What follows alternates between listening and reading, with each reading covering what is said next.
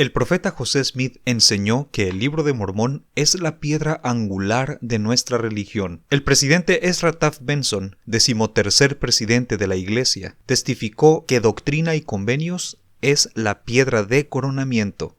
Estas fueron sus palabras, cito: "El Libro de Mormón es la piedra angular de nuestra religión, y Doctrina y Convenios es la piedra de coronamiento, con revelación moderna constante. El Señor ha puesto su sello de aprobación en ambas piedras". Pero ¿cómo fue que se desarrolló el libro de Doctrina y Convenios? ¿Y cómo es que ha llegado hasta nuestros días a presentarse en la edición moderna? En este episodio estudiaremos el desarrollo histórico de este fabuloso libro canónico. Gracias por acompañarme. Comenzamos.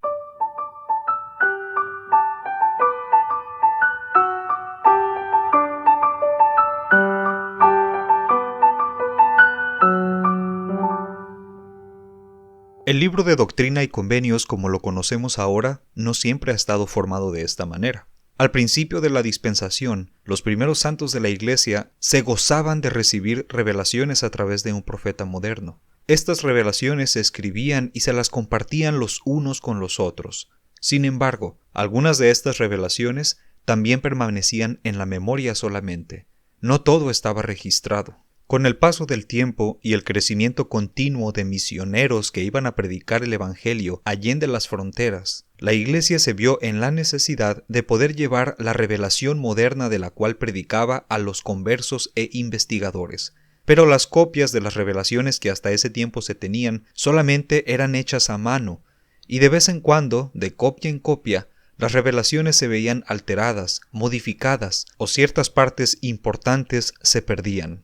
Además, no todos tenían acceso a estas revelaciones. En general, solamente aquellos que vivían en donde se encontraba el centro de la Iglesia, o que conocían o tenían familiares cercanos, podían recibir las revelaciones. En 1831, poco más de un año después de que la Iglesia hubiese sido organizada, el profeta José Smith tuvo una reunión con el liderazgo del sacerdocio en la casa del matrimonio Johnson en Hiram, Ohio, a fin de discutir la forma en la que estas revelaciones podrían ser hechas llegar a todos los que las necesitaran. La imprenta era tecnología nueva en América y apenas estaba experimentando su florecimiento. Los grupos religiosos y políticos fueron los primeros en establecer algunos periódicos, panfletos y libros, tratando de llegar a una mayor cantidad de audiencia. En una revelación que ahora se encuentra publicada en la sección 57 de Doctrina y Convenios, el Señor ya había designado a William Phelps para ser el escritor y el impresor de la Iglesia. Un comité de escritores talentosos se habían organizado para poder publicar las primeras revelaciones con esto en mente. Entonces, se designó a un comité para que escribiera el prefacio de lo que llegaría a conocerse como el Libro de los Mandamientos. Este libro contendría una compilación de revelaciones oficiales aceptadas por el profeta José Smith y sostenidas por los líderes de la Iglesia. Sin embargo, fue el Señor mismo el que reveló a través del profeta José Smith lo que él designó como el prefacio para mi libro de mandamientos. José Smith recibió la revelación que ahora se contiene en la sección 1 de Doctrina y Convenios, el 1 de noviembre de 1831. Esta revelación, en efecto, es el prefacio dado por el Señor para este libro de Escrituras. Las palabras de la revelación fueron habladas por el profeta José Smith, mientras que Sidney Rigdon, el escritor, las colocaba con tinta y papel. Sin embargo, aunque José Smith fue el portavoz y Sidney Rigdon el escritor, las palabras se originaron en la mente del Salvador y fueron específicamente dictadas por él, haciendo de esta manera de Doctrina y Convenios un libro especial, el único libro cuyo prefacio ha sido dictado personalmente por el Señor Jesucristo. En este prefacio el Señor declara al mundo que su voz se dirige a todos los hombres y mujeres, que la venida del Señor está cerca, y que las verdades que se encuentran en Doctrina y Convenios serán cumplidas todas. También indica que el mundo en su presente estado sufre una conmoción severa, y que el Señor ha llamado al profeta moderno de la restauración para restablecer la luz y la verdad. Y era precisamente con la mira de restablecer Sión por sobre Babilonia que José Smith había reunido a este grupo de poseedores del sacerdocio en aquella cabaña en noviembre de 1831. En esta reunión, en la que se decidió que efectivamente las revelaciones se iban a publicar en lo que se llamaría el Libro de Mandamientos, Oliver Cowdery preguntó cuántas copias de este libro sería bueno producir. La respuesta unánime era que se tendrían que producir 10,000 copias. Una respuesta que no solamente demostraba la tremenda fe por la que estos hombres vivían, sino que estaban dispuestos a empobrecerse más de lo que ya estaban con tal de sacar a la luz las palabras del Señor.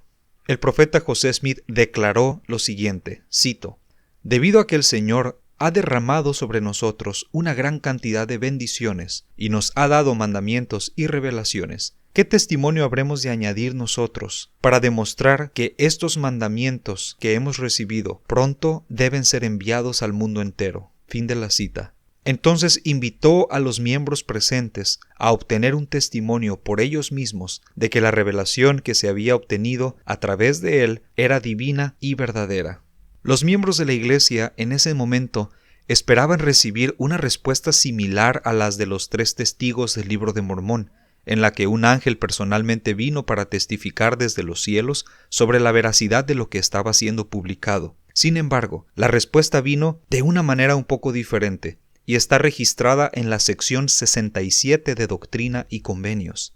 En ella, el Señor dijo que en el corazón de algunos miembros de la iglesia todavía se albergaban algunas dudas respecto a la veracidad del profeta José Smith como el portador designado por el Señor para la iglesia, y entonces les invitó a que, si pudieran hacerlo, ellos produjeran alguna revelación que cuando menos se acercara a la menor de entre las que el profeta José Smith había recibido.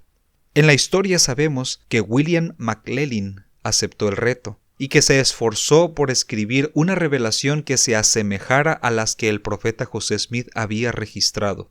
Sin embargo, fracasó en su esfuerzo, y este fracaso fue público, y los miembros de la iglesia llegaron a entender de una manera especial que aunque el Señor se valía del idioma al que José Smith en muchas ocasiones describió como pobre, roto y limitado, las verdades que se hacían conocer a través de él eran de gloriosa magnitud.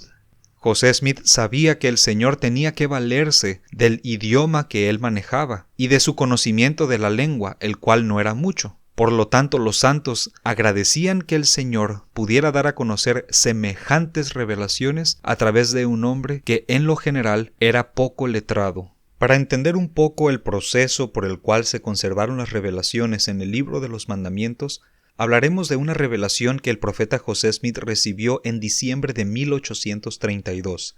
Esta revelación fue dictada por el propio profeta José Smith, escrita por Sidney Rigdon, revisada y transcrita por Frederick Williams. Orson Hyde copió la transcripción e hizo algunos arreglos gramaticales. Entonces, John Whitmer registró la copia hecha por Orson Hyde. Aunque no todas las revelaciones llevaron a cabo este proceso de escrutinio, podemos entender cuánto esfuerzo se hacía por expresar las palabras con la mayor propiedad y pureza posible, tal como habían sido recibidas por el Señor. En la mayoría de las ocasiones, el profeta José Smith dictaba las revelaciones de una manera cruda, por así decirlo, sin demasiado arreglo, pero los principios, las verdades y las doctrinas se encontraban contenidas en su pureza. Entonces, algunos otros escritores más versados que el profeta en esta disciplina podían pulir este carbón recibido hasta entregar una preciosa gema, un diamante brillante. Aunque otros habían sido llamados para servir como escribas en esta capacidad, nadie tenía la facultad, el manto ni el llamamiento que el profeta tenía para recibir estas perlas preciosas en primer lugar. Algunos críticos del profeta José Smith presentaban como evidencia el hecho de que las revelaciones que él recibía originalmente no coincidían con aquellas que estaban siendo publicadas en el Libro de los Mandamientos. Esta crítica era sin fundamento, pues no entendían la manera en la que los santos estaban aprendiendo a recibir la revelación durante este periodo específico de historia de la Iglesia. Pero para nosotros esto debe de ser completa y absolutamente entendible. William W. Phelps estableció la primera imprenta de la iglesia en Independence, Missouri, y Oliver Cowdery y John Whitmer fueron los responsables de preparar el primer manuscrito del Libro de Mandamientos, con algunas otras revelaciones que se fueron añadiendo durante este periodo, y también de recolectar algo de dinero para poder llevar a cabo la impresión. Las dificultades que los santos estaban experimentando durante este periodo, entre ellos la pobreza extrema en la cual se encontraban y la persecución aguda, causó que el proyecto original que contemplaba las 10,000 ediciones del Libro de Mandamientos tuviera que ser reducido a un primer tiraje de 3,000. Lamentablemente no llegaron a ver cumplida esta meta. En julio de 1833, un grupo, molesto con las publicaciones de la iglesia en el condado de Jackson, Missouri, demandaron que William Phelps dejara de imprimir lo que ellos llamaron las revelaciones pretenciosas de los cielos, y destruyeron la prensa que se encontraba en la casa de la familia Phelps. Algunos santos valientes conservaron algunas páginas que se habían impreso, junto con otros manuscritos que después reunieron a manera de libro. Por lo tanto, solo unas cuantas copias incompletas vieron la luz de lo que sería el Libro de los Mandamientos. Sin embargo, los cielos continuaron abiertos, la revelación continuó fluyendo, y después de haberse asentado en Kirtland, Ohio, el profeta registró más revelaciones. En septiembre de 1834, la iglesia denominó al profeta José Smith como presidente del comité que prepararía nuevamente las revelaciones para un nuevo libro de mandamientos. El comité trabajó muy duro para hacer llegar lo que se llamaría Doctrina y Convenios. En agosto de 1835, este comité, en ausencia del profeta y algunos otros miembros, presentaron ante la Asamblea General de la Iglesia la edición de Doctrina y Convenios para que fuese aceptada como un libro canónico. En esta reunión, Oliver Cowdery se puso de pie y, sosteniendo en su mano una copia en crudo de lo que llegaría a conocerse como Doctrina y Convenios, pidió a los santos que la sostuvieran. William Phelps entonces tomó la palabra y explicó que él personalmente había examinado cuidadosamente las revelaciones contenidas en este libro, que estaban bien acomodadas y bien escritas, y que se esperaba o se estimaba que estas revelaciones, recibidas en justicia, pudieran dirigir todos los asuntos de la iglesia que en ese momento estaba creciendo, y aseguró que de seguro con el paso del tiempo ellos verían ojo a ojo cómo el libro de Doctrina y Convenios se iba ampliando para agregar revelaciones que en lo futuro pudieran ser recibidas. A esta edición de Doctrina y Convenios la acompañó un testimonio escrito por los 12 apóstoles en 1835. Este testimonio se incluye en las ediciones actuales de Doctrina y Convenios en la parte introductoria. En 1844, la primera presidencia anunció planes posteriores para imprimir una segunda edición de Doctrina y Convenios, en la que se agregaban 7 nuevas revelaciones. Por años, la Iglesia había estado reuniendo el dinero necesario para poder comprar el papel, la tinta y los tipos para hacer la impresión. La salida a la luz de esta segunda edición fue dilatada a causa de los trágicos acontecimientos que concluyeron con el martirio del profeta José Smith, 2 semanas antes de la fecha esperada de publicación del Libro de Doctrina y Convenios.